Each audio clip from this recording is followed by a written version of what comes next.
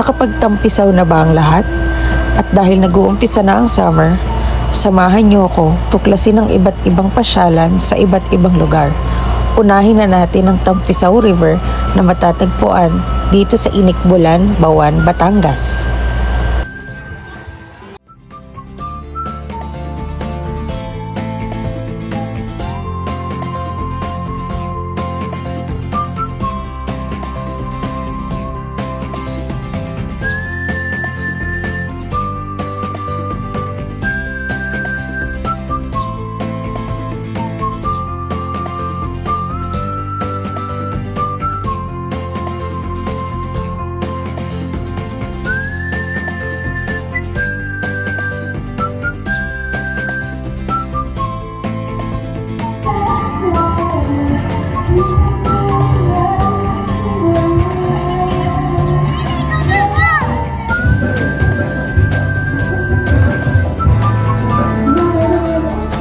Bago kami naligo, niyaya ko nga munang mag-ikot-ikot itong si Kuya King Zane.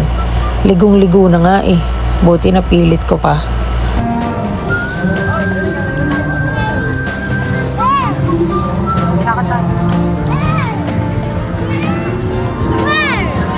Ayun na, may isda, ulok mo.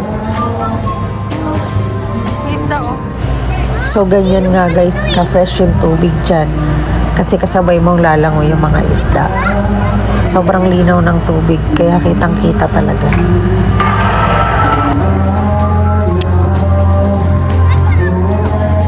Kahit saan, dyan. Basta tumawa ka lang.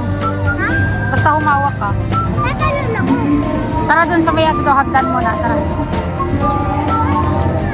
Lakad muna tayo. Sabi ko sa inyo, pinilit ko lang eh.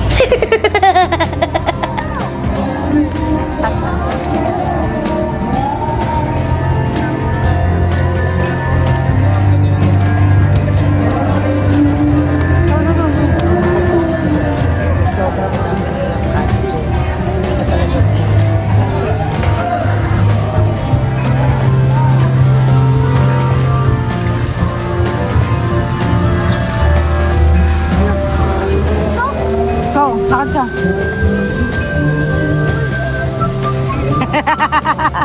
Ayoko dito. Ayun, dun. Pwede mo maglakad doon? Pwede mo maglakad doon? Tara nga, dali. Meron pala dito, ay. Malinis po dito din. Ayun pala po, kaso lang. Ayoko dyan. Tara, dali. Teka lang. Tara, Zane. O, dyan na lang. Nakita nyo naman, sobrang lawak pa. Pero bumalik na nga kami kasi iniwan ako ng kasama ko eh.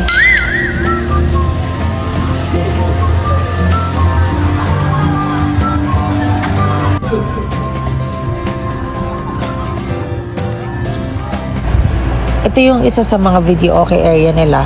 100 pesos yung rent per hour. So 2 hours yung kinuha namin. Since may table na din dito, nag-decide kami na hindi na lang kumuha ng cottage kasi mahigit 3 oras lang din naman kami naligo niyan. At para sulitin yung bayad natin sa video okay, syempre magko-concert tayo.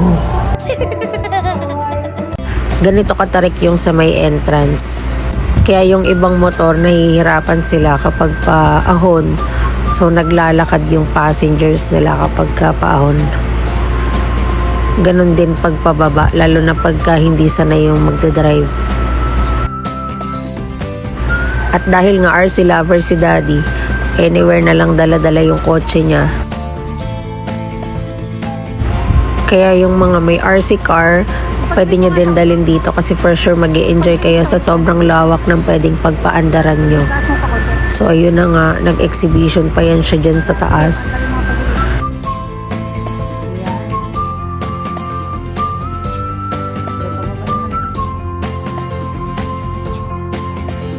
Sinubukan ko ngang akyatin. Tawa ako ng tawa kasi ang taas pala talaga. Ang hirap niyang takbuhin. At nagsweet-sweetan pa nga ang malapit ng magtrentahin. Te! Gawa kayo ng heart! Gawa kayo ng heart pag ganun.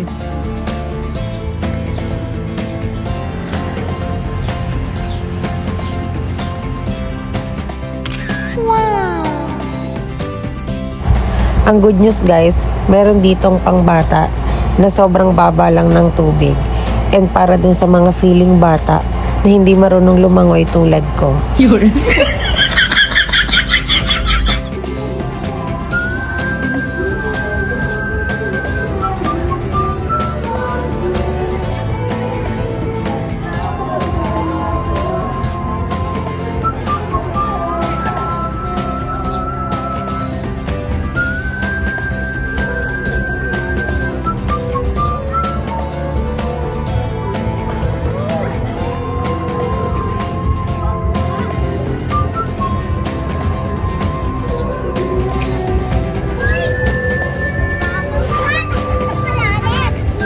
At mula nga nung nagkaroon siya ng salvavida na parang life jacket, ayaw na niyang maligo lagi sa mga mababa.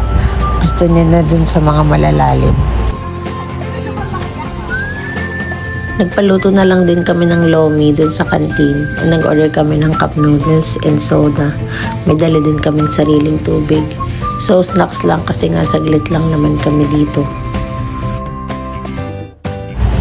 80 pesos pala yung entrance fee kapag day tour at kapag overnight naman is 150 pesos. May mga available room sila na hindi na namin nakita kasi hindi naman kami nag-overnight. Sa next vlog, ipapakita ko na lang. Sure naman na babalik kami dito kasi bukod sa mas malapit to sa amin, affordable din talaga yung maligo dito.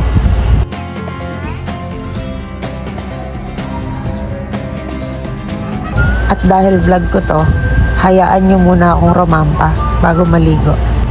Char!